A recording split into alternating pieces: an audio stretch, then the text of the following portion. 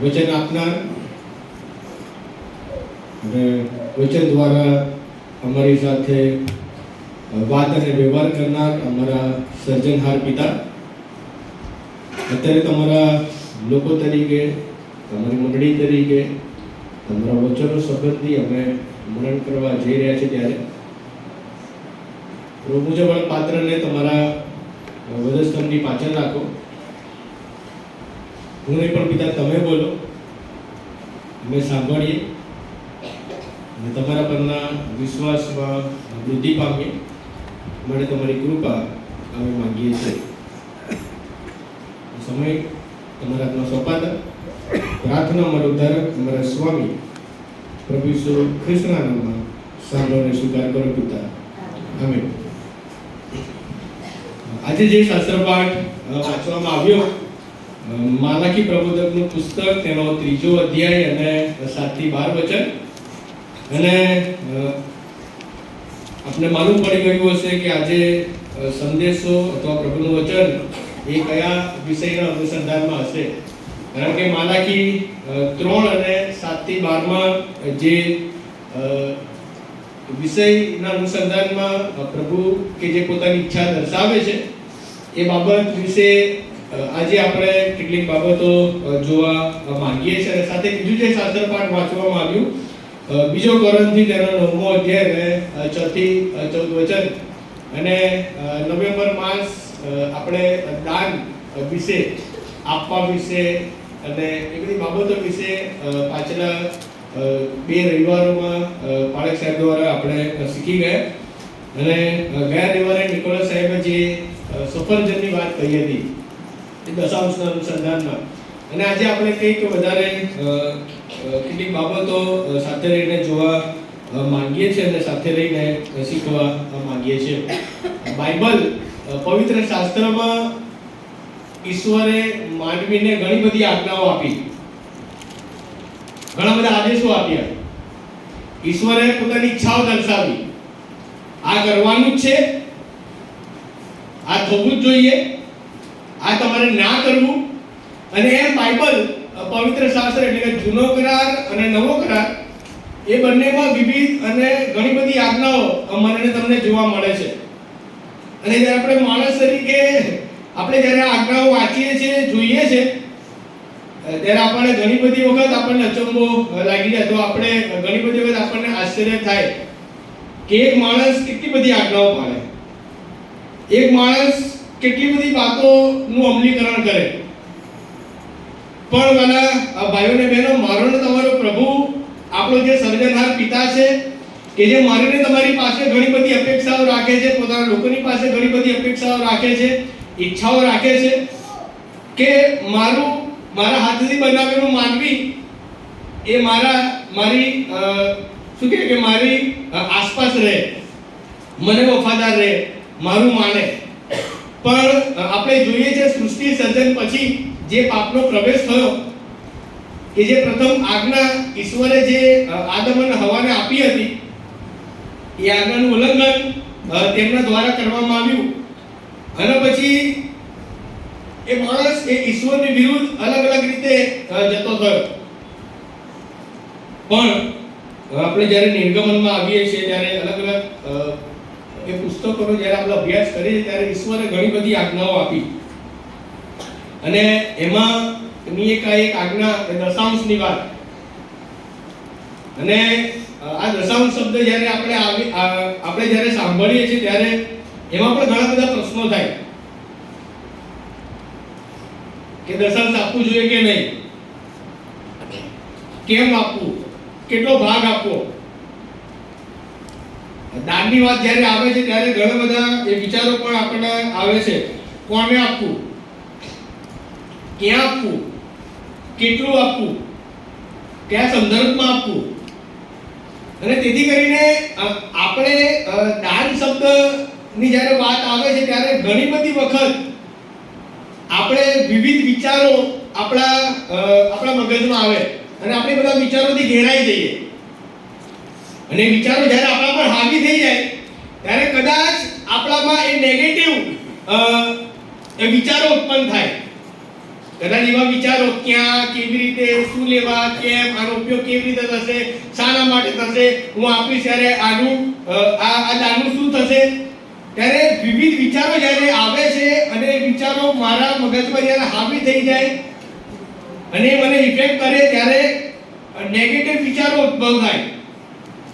અને તેથી કરીને વાલા ભાઈઓ અને બહેનો, ઘણા બધા વિચારો જ્યારે આપણા મગજમાં આવે છે ત્યારે એ બાબત બહુ સ્પષ્ટ તરીકે આપણે એ વિચારવાની અને સમજવી એ બહુ જરૂરી છે કે આશીર્વાદો આપનારે પ્રભુ છે. આજે હું અત્યારે જે જગ્યા પર છું અને જે સ્થાન પર છું અને પ્રભુ મને જે સિદ્ધિઓ આપી છે, ના કોઈ મારી આવડત, ના કોઈ મારી કાબિલિયત, ના કોઈ મારું એવું એજ્યુકેશન, ના કોઈ મારી એવી ક્ષમતા, ના કોઈ મારું એવું બળ, ના કોઈ મારી એવી પ્રતિષ્ઠા, કેવળ ઈશ્વરે કરેલી મારા પર એક કૃપા. અને એના બદોલત જ્યારે આજે આપણે વિચારીએ કે પ્રભુ મને ક્યાંથી ક્યાં લઈ ગયા.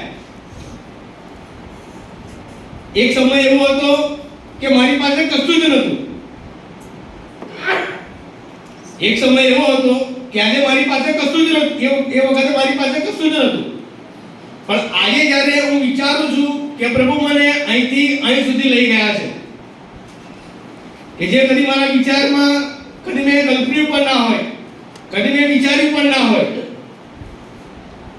કદી મેં એનું આયોજન પણ કર્યું ના હોય, એ મારો ને તમારો પ્રભુ કે જ્યારે એ આશીર્વાદો આપે છે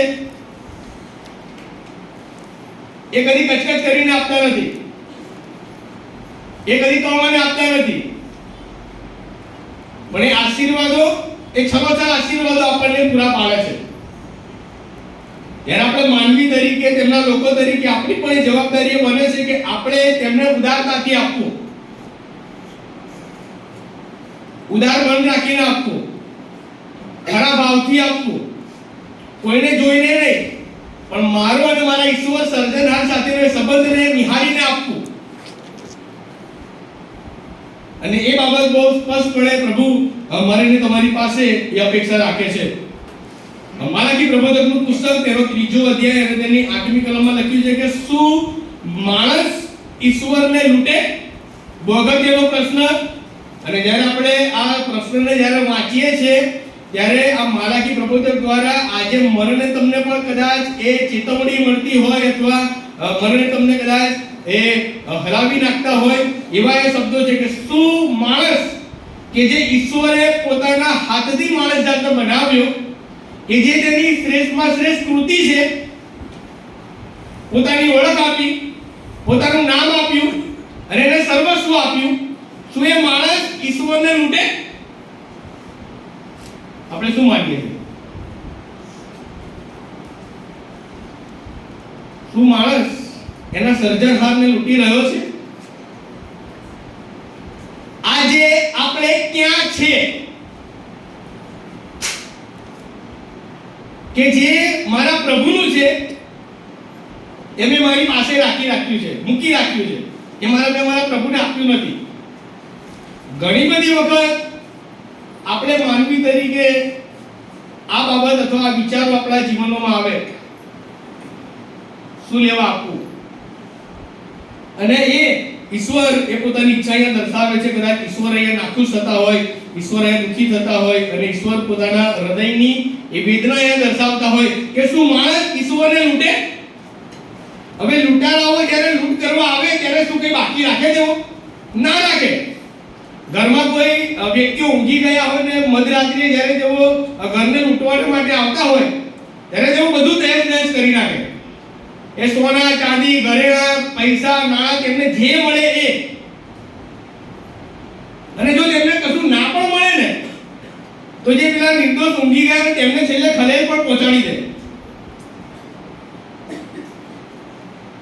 એ લૂંટારાઓ અથવા કોઈ માર્ગમાં જતા હોય અને એવા લૂંટારાઓ રસ્તા પર ઊભા હોય અને માર્ગમાં જનાર વ્યક્તિને રસ્તે ઊભો રાખે, એને ખાલી કરી નાખે એને ખાલી કરી નાખે. એ લૂંટારાનો હેતુ શું કે આની પાસે જે છે એ બધું જ પડાવી લો, લઈ લઉં નહીં, પડાવી લો, કે જે એના હકનું છે એ એનું છે. કઈ કેવી બાબત અહીંયા 8મી કલમ કહે છે કે શું માણસ ઈશ્વરને લૂંટે? એના પછી આગળ લખે કે તેમ છતાં તમે મને પૂછો છો કે તમે મને પૂછો છો કે સી બાબતમાં તમે મને લૂંટો છો? એના પછી જવાબ લખ્યો છે કે દશાંશોમાં અને ઉછલિયારપણોમાં.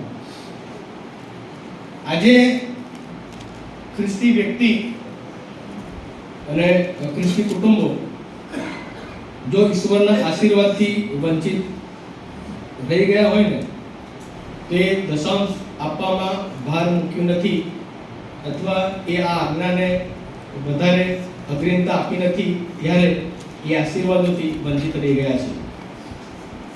આજે હું તમે વિચારીએ કે આજે હું તમે કેવા કેવા ઘરોમાં રહીએ છીએ. સારામાં સારા ઘરોમાં હું તમે રહીએ છીએ, અને જગતમાં તમે જુઓ તો ઘણા બધાની પાસે રહેવાની માટે છત નથી, અને ઈશ્વરે મને તમને એ રહેવાને માટે સુવિધા, સવલત, સગવડ, આશીર્વાદ આપ્યો છે. ત્યારે મારી એ જવાબદારી બને છે કે જે પ્રભુએ મને આશરો આપ્યો, કે જે છત આપી, કે જે ઘર મારા નામથી ઓળખાય છે, તેને મારે આપવું જોઈએ. આજે તમે વિચારો કે આજે હું તમે મુસાફરી કરીએ છીએ તો કયા કયા વાહનોમાં ફરીએ છીએ.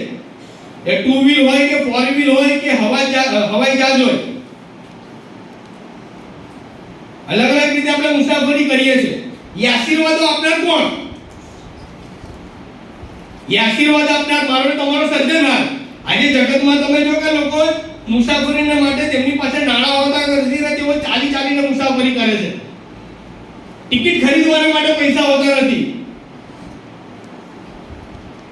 બસની જો લોકલ બસની જો ટિકિટ ખરીદો તો સામાન્ય રકમ હોય, એક્સપ્રેસની વધારે રકમ હોય. લોકલ બસની એ ટિકિટ એ સામાન્ય હોય. ઘણા બધાની પાસે એ રકમ એ ટિકિટ ખરીદવા માટે પણ પૈસા નાણાં હોતા નથી. આજે હવે તમે કેવો ખોરાક ખાઈએ છીએ આપણે વિચારીએ, કેવો ખોરાક ખાઈએ છીએ? સારામાં સારો, હાઇજેનિક અને પ્રોટીનથી ભરપૂર અને સારો વિટામિન મળે એવો, અને જે ISI અથવા જે સરકાર દ્વારા માન્ય રાખવામાં આવેલો એ પ્રોડક્ટને આપણે ખરીદીને આપણે આપણા ઘરમાં રાખીએ છીએ અને આપણે ખાઈએ છીએ. આજે તમે જગતમાં તમે નિહાળો, ઘણા બધા એવા લોકો છે, એવા પરિવારો, કુટુંબો છે કે કરોડોની સંખ્યામાં જેમની પાસે એક કોળિયો ખાવાને માટે પણ ભોજન નથી. આજે મને તમે આજે જે જગ્યા પર છે કે પ્રભુ મને તમને જે આશીર્વાદો આપ્યા છે, રહેવાના, હરવા ફરવાના, ખોરાકના, ચોથો જે આશીર્વાદ એ વસ્ત્રનો આશીર્વાદ. આજે મને તમે જ્યારે કોઈ જગ્યા પર જઈએ, કોઈ દુકાને કે મોલમાં જઈએ તો સારામાં સારી બ્રાન્ડેડ વસ્તુઓ ખરીદીએ છીએ. અત્યારે બ્રાન્ડનો જમાનો છે. સારામાં સારું બૂટ, ચપ્પલ, મોજાથી માંડીને તેલ સુધી સારામાં સારું ખરીદીએ છીએ. એ કેવી રીતે? એ ઈશ્વરનો આશીર્વાદ. ઘણા બધા છે કે જેમની પાસે ઓઢવાના માટે વસ્ત્ર નથી અને ફાટેલા, તૂટેલા અને ચીથરા તેઓ પહેરે છે. ઘણા બધા એવા છે કે જેમની પાસે આજીવિકા નથી, કદાચ ભીખ માંગીને જીવન જીવતા હોય, પથારી કોઈ તેમને આપે તો મળે તો ઠીક, નહીં તો ભૂખ્યા ઊંઘી જાય. શિયાળો આવ્યો ને આપણે હવે સ્વેટર અથવા શું કહેવાય કે શાલ ને બધું ઉડતા થાય. ત્યાં ફૂટપાથ પર આપણે જો જઈએ ને તો ઘણા બધાની પાસે એવું હોતું નથી. આપણે સીઝન વાઇઝ આપણે બધું, આપણી પાસે બધું પૂરતું છે, આપણી પાસે બધું છે. એ કેવી રીતે? એ મારા અને તમારા પ્રભુએ આપેલો એ આશીર્વાદ, મારા અને તમારા પ્રભુએ આપેલો એ આશીર્વાદ. અને જો એ આશીર્વાદને હું માણી રહ્યો છું ખરેખર પ્રભુના બાળક તરીકે, પ્રભુના દીકરા કે દીકરી તરીકે, તો મારી એ સૌથી પહેલી એક જવાબદારી બને છે કે મારે મારા પ્રભુને મારા ભાગનો, મારા હિસ્સાનો એ 10મો ભાગ એ આપવો. એ દશાંશ આપવું એ ફરજિયાત છે. દશાંશ આપવું એ ઈશ્વરની એ આજ્ઞાની અમલીકરણ છે અને દશાંશ આપવું એ ઈશ્વરની ઈચ્છા છે. પણ આજે ઘણી બધી વખત હું ને તમે એ આપવાને માટે ચૂકી ગયા, વિસરી ગયા. કદાચ આપણે એ બાબત પર ધ્યાન કેન્દ્રિત કર્યું નહીં, કારણ કે 1 કોરિન્થી તેનો 10મો અધ્યાય તેની 26મી કલમ એવું કહે છે, કેમ કે પૃથ્વી તથા તેમાંનું સર્વસ્વ પ્રભુનું છે. બધું જ પ્રભુનું છે, બધું જ, એવરીથિંગ. તો શું હું મારી પાસે રાખી શકું? રખાય? અને તેથી કરીને દશાંશ એ ઈશ્વરને જ્યારે મને તમે પ્રાથમિકતા આપીએ છીએ, ત્યારે આપણે એમના હિસ્સાનો ભાગ આપણે અલગ કાઢીએ છીએ. જ્યારે હું મારા સર્જનહારને પ્રાથમિકતા આપું છું ત્યારે હું એમના હિસ્સાનો 10મો ભાગ એમને આપું છું. આપણી પાસે પૂરતું ન હોવાની ચિંતા કરવાને બદલે ઈશ્વરની વિપુલતામાં આપણે વિશ્વાસ રાખીએ. આપણે જ્યારે આપવાની વાત, જ્યારે પ્રભુને આપવાની વાત આવે ત્યારે કદાચ આપણે ઘણી બધી વખત માનવી તરીકે કહીએ કે મારી પાસે તો આટલું જ છે, આપીશ તો શું થશે, વિચારો થાય. કદાચ આ ખર્ચો આવશે, ફીસ આવશે, અથવા ટ્રાવેલિંગ કરવાનું છે, અનાજ લાવવાનું છે, આ કરવાનું છે, લોન ભરવાની છે. જો કરી આપી દઈશ પ્રભુને તો પછી મારું શું થશે? હવેનો મહિનો કેવી રીતે જશે? વાલા ભાઈઓ અને બહેનો, એ બધી ચિંતા કરવાને બદલે આપણે ઈશ્વરની વિપુલતામાં આપણે વિશ્વાસ રાખીએ. અને મારો ને તમારો પ્રભુ એ કદી કોઈને દેવાળ્યો નથી. એ લઈને રાખી નહીં રાખે પોતાની પાસે, એનો બમણો આશીર્વાદ એ આપે છે. એ બમણો આશીર્વાદ એ આપે છે. દશાંશ એક એવી રકમ છે કે જે તમારી આવકની આપણા આવકની ટકાવારી છે. એટલે કે આવકનો 10મો ભાગ. એટલે કે પ્રભુએ જે મને આવક આપી છે એમાંનો 10મો ભાગ. દાખલા તરીકે મારો 1000 જો પગાર હોય તો 100 રૂપિયા પ્રભુના, 900 રૂપિયા મારા. હવે પ્રભુ તો 100 રૂપિયાની જ અપેક્ષા રાખે છે મારી પાસે.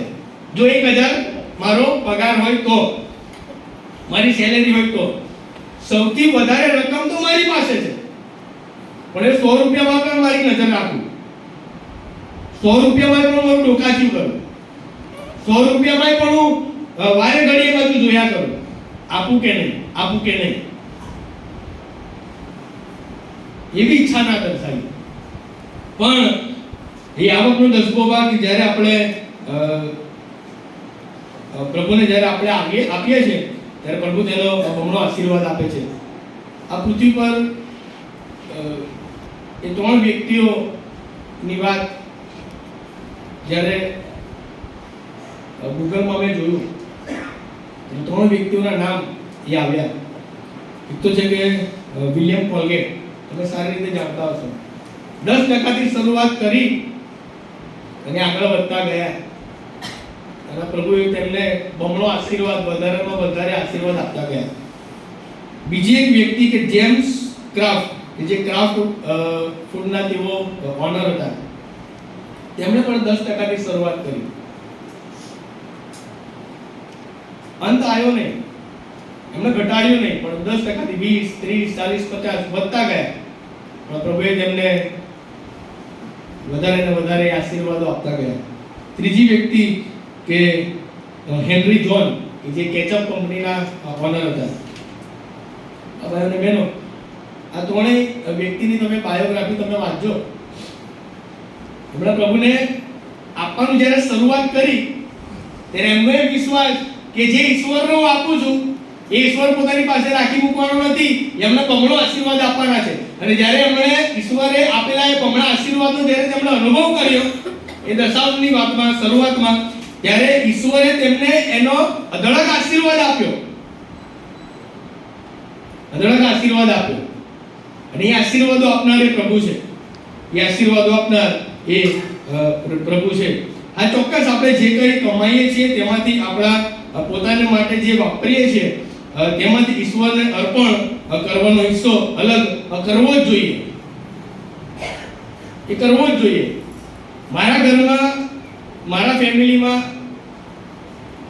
અમારા મા બાપ તરીકે અમારા મમ્મી પપ્પા તરફથી અમને જે શીખવવામાં આવ્યું કે તમારો જ્યારે આવક તમારા હાથમાં આવે અથવા જ્યારે તમારા બેંકમાં જ્યારે આવે ત્યારે સૌથી પહેલા બીજી કોઈ બાબત ખરીદવાની નહીં, સૌથી પહેલા પ્રભુનો ભાગ તમારે અલગ કરવો. એ પછી ભલે તમે બીમાર હોવ કે તાતી બીજી કોઈ જરૂરિયાત હોય, ઘરમાં કોઈ બાબત ખૂટી ગઈ હોય, એ બધી બાબત, બીજી બધી બાબતોને બાજુ પર મૂકી દઈને તમારે પ્રભુનો ભાગ, પ્રભુનો હિસ્સો સૌથી પહેલા અલગ કરવો અને પછી બીજી બધી બાબતો. અને જ્યારે અમે અમારા પરિવારમાં જોયું અને જ્યારે અમે 2018 થી જ્યારે અમે પોતે એનું અમલીકરણ કર્યું ત્યારે પ્રભુએ અલગ અલગ આશીર્વાદો આપ્યા. એક સમય એવો હતો કે ખિસ્સામાં 20 રૂપિયા હોય, પણ એ પ્રભુનો એ આશીર્વાદ, એ પ્રભુમાં મળેલી એ શાંતિ 10 દિવસ ભલે ને પછી કાઢવાના હોય, પણ જ્યારે પ્રભુનો હિસ્સો જ્યારે આનંદથી, ખરા ભાવથી, ખરા હૃદયથી અને વિશ્વાસથી જ્યારે અલગ કરીએ છીએ ત્યારે પ્રભુ અચૂકપણે તેના એ વિશ્વાસી લોકની મુલાકાત લે છે. પ્રભુ કદી દીખી રાખતો નથી. અને એ અનુભવ અમારો વ્યક્તિગત છે. એક સમય એવો હતો કે જ્યારે અમે જીએસટીમાં 2500 રૂપિયા સ્ટાઇપન્ડ મળતું હતું અને હવે હું હતો રાણીપુરનો, એટલે એવું ઘણા બધાને એવું લાગ્યું હતું કે આ રાણીપુરનો છે એટલે કે આ બહુ બધી ઘણી બધી વખત મદદ એ ઘરેથી લઈ લે, કારણ કે મારો ભાઈ પાછળ નગરીમાં નોકરી કરે. પણ એ 2500 માંથી જ મારો અને મારી પત્નીનો એ નિર્ણય હતો કે આપણને જે સ્ટાઇપન્ડ મળે છે જીએસટીમાંથી એમાંથી જ આપણે આપણું ગુજરાન ચલાવવું. હવે એ વખતે એને પ્રેગ્નન્સી હતી. હવે વારે ઘડી હોસ્પિટલમાં બતાવવાનું થાય ત્યારે ઘણી બધી વખત વિશાળ ખર્ચા આવે, પણ એ ડોક્ટર એ ઓળખીતા હતા ત્યારે તેઓ તેમની ફાઇલના ચાર્જ તેઓ લેતા નહોતા અને જ્યારે દવાની જ્યારે ચાર્જ આવે ત્યારે તેઓ ઘણું બધું એમાં તેઓ માઇનસ કરી દેતા અને એમાંથી તેઓ પ્રોફિટ લેતા હતા નહીં. એક સમય એવો આવ્યો કે અમે વિચાર્યું પણ નહોતું અને 520 રૂપિયા મારી પાસે હતા. હોસ્પિટલ ગયા, કાર લઈ ગયેલો હોસ્પિટલ પાછો. મારો ભાઈ નગરીમાં આવ્યો ત્યારે મેં સવારમાં કીધું તું કાર લઈને આવજે, મારે સાંજે તાર ભાભીને હોસ્પિટલ લઈ જવાનું છે. અને એટલે મારો ભાઈ કાર લઈને આવ્યો જીએસટી અને મેં કીધું બેસ હું આવું છું. અમે હોસ્પિટલ બતાવીને અમે ચંદ્રનગર ગયા હોસ્પિટલે, મુનસી હોસ્પિટલે, અને ડોક્ટરે એટલે અમારી અપેક્ષા અમને એવું હતું કે 200-300 રૂપિયા થશે અને બીજા જે 10 દિવસ બાકી હશે એમાં અમે અમારું ગુજરાન ચલાવીશું. પણ એ વખતે કંઈક એવું બન્યું કે 500 રૂપિયા કંઈક વધારે દવાના થઈ ગયા. હવે રહ્યા 20 રૂપિયા. હવે કાર લઈને ફરું છું અને ખિસ્સામાં 20 રૂપિયા. વિચાર એવો આવે કે હવે શું થશે? હવે રસ્તામાં લાગી ભૂખ. અમારી વાઈફ પ્રેગ્નન્ટ હતી, હવે એને ભૂખ લાગી એટલે હવે ખોરાક તો ખવડાવવો પડે. તો 20 રૂપિયા વાપરી નાખ્યા, હાથમાં રહ્યું કશું નહીં. પણ ભલા ભાઈઓ અને બહેનો, એક બાબત બહુ સ્પષ્ટપણે મારે તમને કહેવી કે એ સમયે જીએસટીમાં કોઈ પણ આળા દિવસે અથવા આળા એવા મહિને કોઈ ગિફ્ટ લઈને ના આવે, બીજા કે ત્રીજા દિવસે કોઈ ગિફ્ટ લઈને આવ્યું. એ પ્રભુનો એ આશીર્વાદ. એ દિવસે કોઈ આળા દિવસે લઈને ના આવે. કોઈ એવું કુટુંબ કે કોઈ પર્સનલ વ્યક્તિ તરીકે જીએસટીની મુલાકાતે ના આવે. પણ એમણે આપેલી એમણે લીધેલી અમારી મુલાકાત અને એમણે આપેલી અમને ભેટ, એ અમને એ ખાતરી અપાઈ કે પ્રભુ કોઈનો દિવાળીઓ નથી. કે જ્યારે ખરા ભાવથી આપણે પ્રભુને આપીએ છીએ ત્યારે તમે એક જગ્યા પર તમે ખાલી પણ થઈ જાઓ ને, પ્રભુ એનો માર્ગ, તમારો માર્ગ એ પાદરો બનાવતો જાય છે. અમે વિચાર્યું પણ હતું કે અમે 10 દિવસ શું કરીશું. આ જો ચાહત તમારો ભાઈ ત્યાં જ હતો, એમ કીધું કે ભાઈ એટીએમ માંથી કંઈક કરજે ને, નહીં તો ઘરેથી પપ્પાને ફોન કરજે કે કંઈક. પણ ના, અમારું એ કમિટમેન્ટ કે જે અમારાથી થાય એટલું જ કરવાનું, વધારે નહીં. પણ પ્રભુ અત્યાર સુધી કદી પણ અમને એવી રીતે શું કહે કે હતાશ અને નિરાશ થવા દીધા નથી. એ ઈશ્વરનો આશીર્વાદ કે જ્યારે ઈશ્વરનો હિસ્સો આપણે અલગ રાખ્યો છે ત્યારે, અને વધુને વધુ શીખતા ગયા વધુમાં વધુ ઘડાતા ગયા અને વધુમાં વધુ તૈયાર થતા ગયા કે પ્રભુને આપવામાં કદી પણ કચકચ કરવી નહીં. અને જ્યારે હું કચકચ કરું છું ત્યારે પ્રભુ એ અર્પણને સ્વીકારતા નથી. કચકચ કરીને અથવા કોઈનું જોઈને પણ નહીં આપવું, દેખાદેખી કરીને આણે 10 લાખ આપ્યા તો 11 લાખ આપીશ ના. પણ જો પ્રભુ મને અને તમને જે મન આપે છે એ મન બહુ અગત્યનું છે. મન અને ખુશીથી આપનારને દેવ ચાહે છે. એ ખુશી ક્યાંથી આવે? એ મનમાં શાંતિ હોય ત્યારે. અને તેથી કરીને વાલા ભાઈઓ અને બહેનો, મને તમે જ્યારે આપીએ છીએ ત્યારે એ ચોક્કસપણે એ બાબત કે આપણે બીજા કોઈને આપતા નથી, એ માલિકને આપીએ છીએ. એ સમગ્ર સૃષ્ટિનો માલિક છે, એની પાસે બધું જ છે. અને બાઇબલ આગળ કહે છે કે તમે 9મી કલમમાં તમે શાપિત પામીને શાપિત થયા છો, કેમ કે તમે એટલે આ આખી પ્રજા મને લૂંટો છો. દશાંશો ભર્યા પૂરા ભંડારમાં લાવો, જેથી મારા મંદિરમાં અન્નની છત રહે. અને એમ કરીને મારું પારખું તો લઈ જુઓ. એક વખત તમે એ અનુભવ તો કરી જુઓ. જેમણે અહીં બેઠેલામાંથી અનુભવ કર્યો છે એમને કહેવાની જરૂર નથી. જેમણે જેઓએ આ અનુભવ કર્યો હશે તેમણે પણ એક વખત તો અનુભવ કર્યો. ગીત શાસ્ત્ર તેનું 34મું ગીત સ્પષ્ટપણે કહે છે કે અનુભવ કરો ને જુઓ કે યહોવા ઉત્તમ છે. અમે અનુભવ કર્યો છે એટલે આજે મેં શેર કર્યું. તમે અનુભવ કર્યો હશે, તમે એકબીજાને શેર કરજો.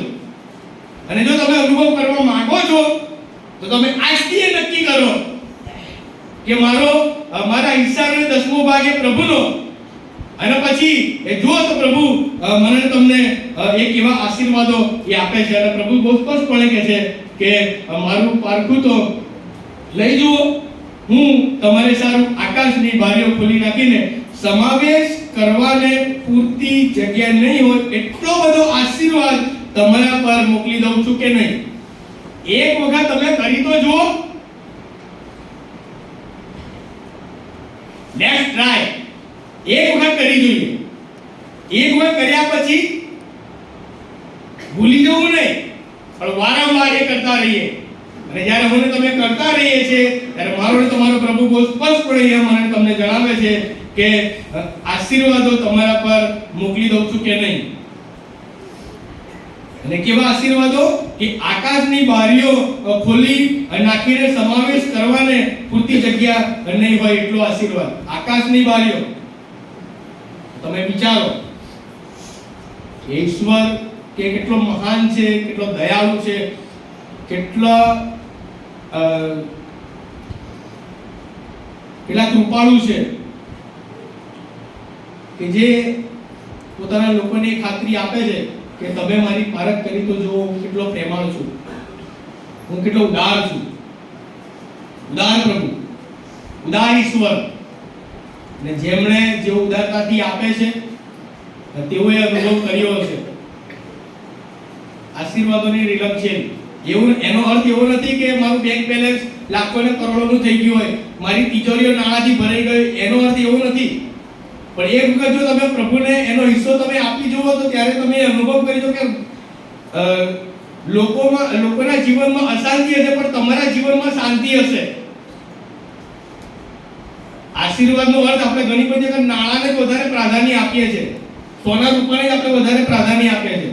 પણ એક બાબત બહુ સ્પષ્ટ અહીંયા એ બાબત મારે તમને એ કહેવી કે નાણાંની કેવળ વાત કરતો નથી, પણ એ બાબત બહુ સ્પષ્ટપણે મારે તમને કહેવી એ અગત્યની છે કે એ શાંતિનો અનુભવ કે જે જગત તમને મને આપી શકતું નથી, એ શાંતિ પ્રભુમાં મને તમને મળે છે.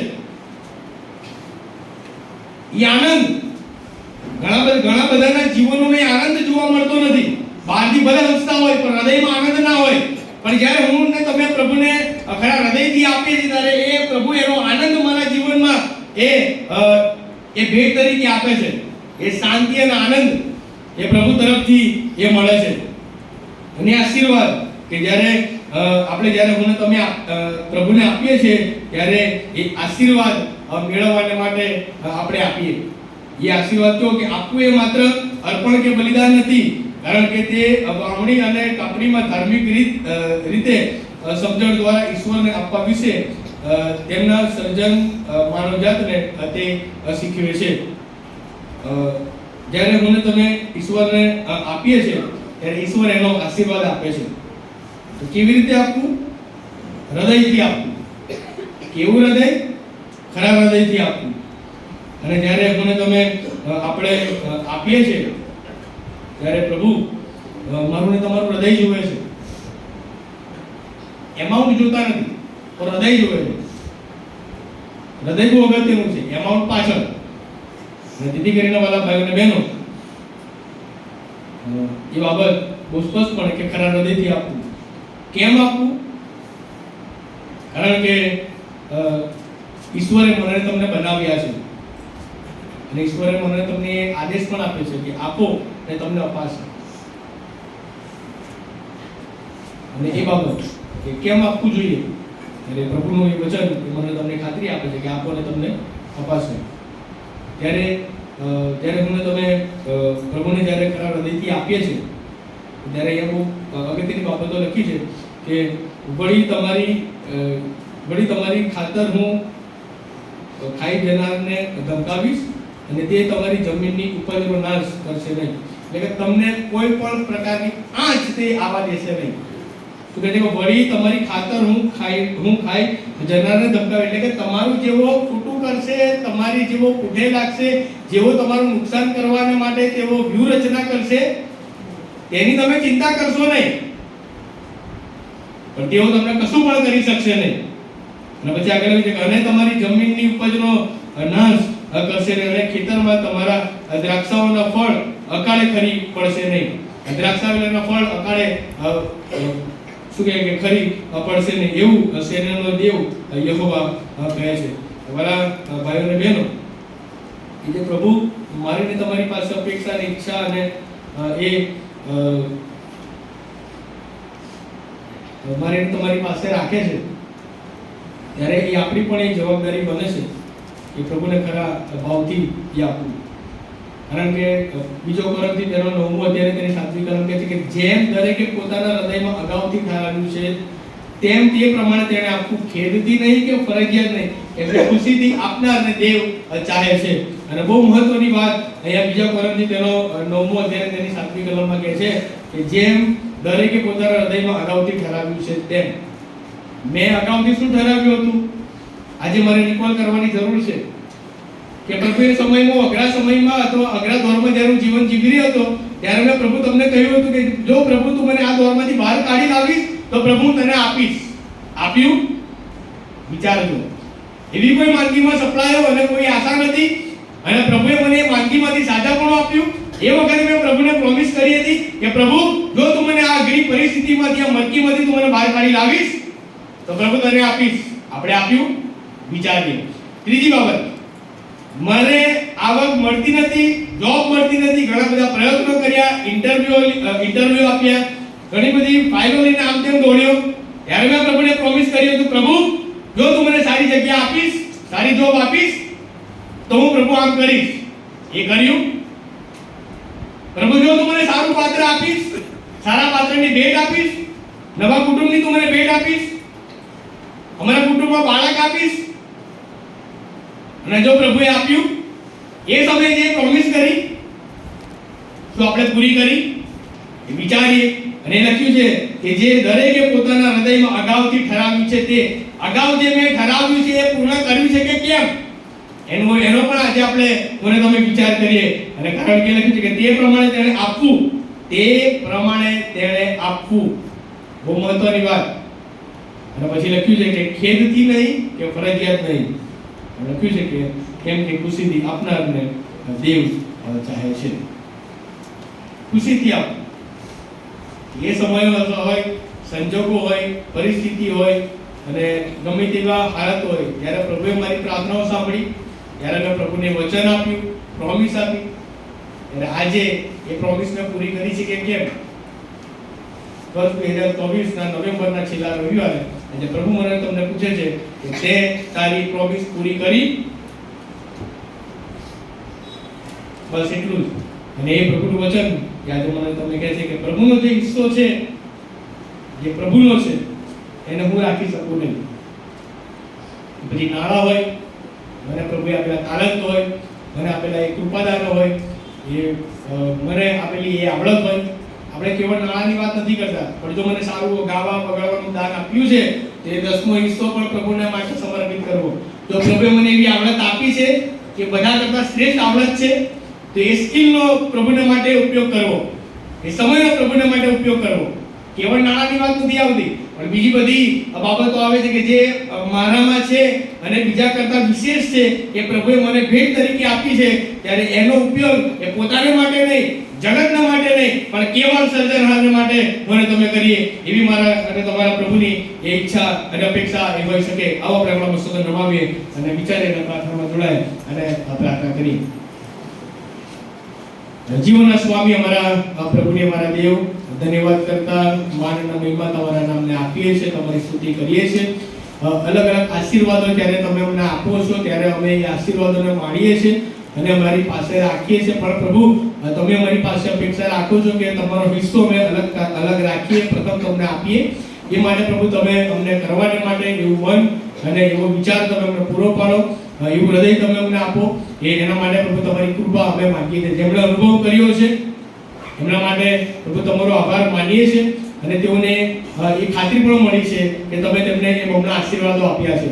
પણ પ્રભુ, આજે જેઓ એ અનુભવ કરવા માંગી રહ્યા છે, પ્રભુ તમે તેઓને તૈયાર કરો, એના માટે તમારી કૃપા અમે માંગીએ છીએ. પ્રભુ, તમારો ધન્યવાદ કરીએ છીએ, કારણ કે તમારું વચન કહે છે કે ખુશીથી આપનારને દેવ ચાહે છે. આ પ્રભુ, અમે જ્યારે આપીએ ત્યારે એમાં કોઈ પણ પ્રશ્ન ના હોય, કોઈ પણ કચકચ ના હોય, કોઈ પણ કડવાશ ના હોય, કોઈ પણ હુંપણું ના હોય, પણ એ ખુશીથી આપીએ, આનંદથી આપીએ, ઉલ્લાસથી આપીએ અને ઈશ્વરને આપીએ કે જે ઈશ્વર એ પોતાની પાસે રાખી મૂકતા નથી, પણ એનો બમણો આશીર્વાદ એ આપે છે. ત્યારે પ્રભુ, ફરીને એકવાર જ્યારે અમે તમારા લોકો તરીકે અલગ અલગ આશીર્વાદોને જ્યારે અમે માણીએ છીએ, ત્યારે પ્રભુ, એ આશીર્વાદોના એ ભાગ સ્વરૂપે અને આશીર્વાદોને લીધે આજે પ્રભુ અમે જે પણ જગ્યા પર છે એ તમારી એ કૃપાને લીધે છે. ત્યારે પ્રભુ, ફરીને એકવાર આજે તમારું વચન અમને કહે છે કે આપો અને તમને અપાશે. ત્યારે પ્રભુ, એ વિશ્વાસ અને ખાતરી સાથે જો અમે કોઈ બાબતમાં તમારો હિસ્સો રાખવાનું મૂકી ગયા હોય, તો ભૂલી ગયા હોય, તો પ્રભુ આજે તમે અમારી સાથે વાત અને વ્યવહાર કરો, એ વિનંતી યાચના કરતા અમારી પ્રાર્થના ઉદ્ધારક અમારા સ્વામી પ્રભુ ઈસુ ખ્રિસ્તના નામમાં સાંભળો, તેનો સ્વીકાર કરો પિતા. આમેન.